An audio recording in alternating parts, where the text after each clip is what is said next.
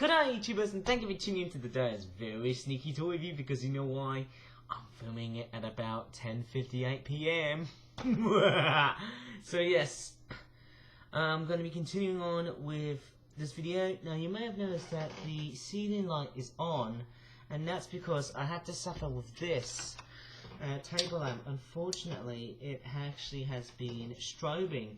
I might have to talk about this in a separate video, and unfortunately this table lamp here has turned into a strobe light.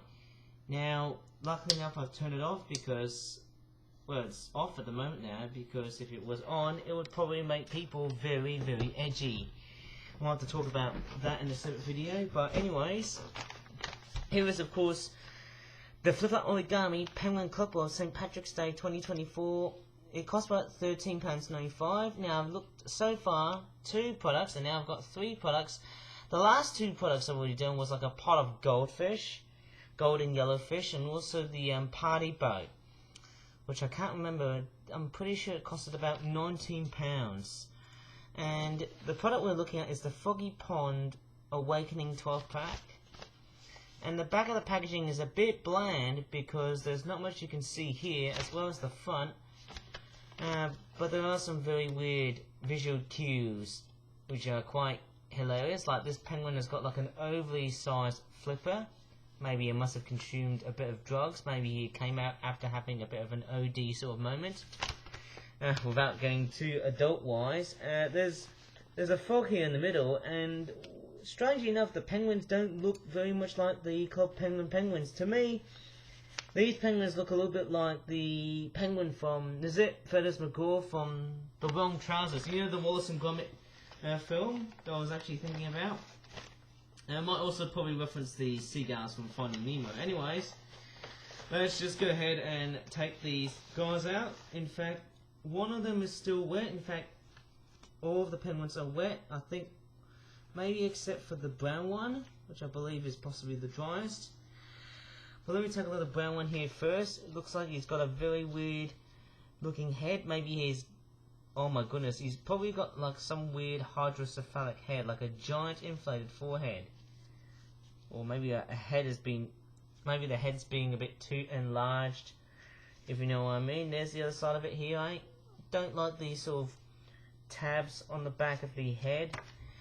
But nevertheless, it looks interesting, okay, very much I suppose. If it's a brown penguin, then I guess it's like the midget of the series. Obviously, midget is pretty much a very derogatory word, so I'm being very careful about that. But anyways, I think let's take a look at what we've got in this product without sounding too rude on today's stupid YouTube.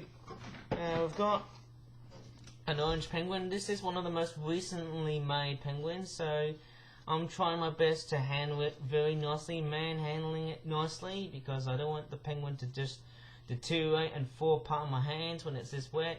It just came out just a couple of minutes ago, and this is the reason why I'm manhandling it for a very short time. Marvellous.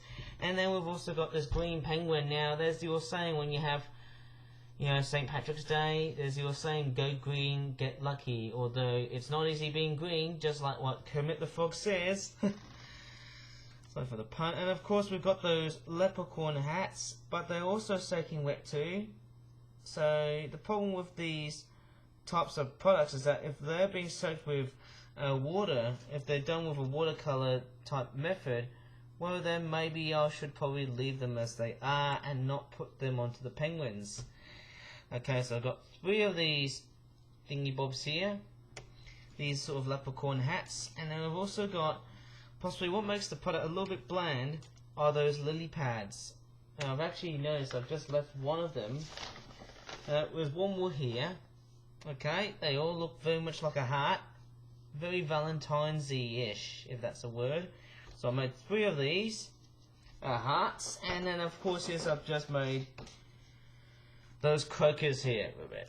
Yes, those frogs here. They look very strange. They kind of look like the aliens from Toy Story.